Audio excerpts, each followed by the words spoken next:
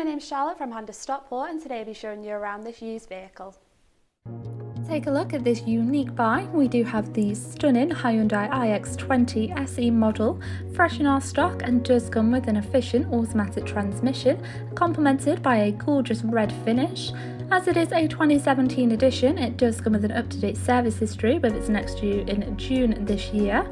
It does come with your 1.6 petrol engine, making it the ideal city drive. Top features do include your rear parking sensors, along with your 16-inch alloy wheels.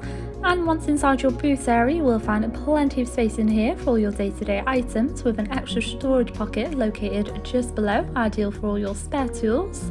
Inside you will find a full cloth finish, so very comfortable with your handy pull-down armrests. You do have plenty of leg space just below. Once inside your front interior, you will find your multifunctional steering wheel alongside your central audio controls.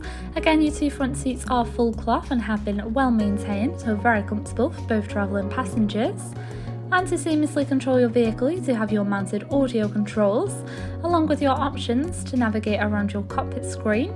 You do also have your small dashboard screen followed by various audio controls.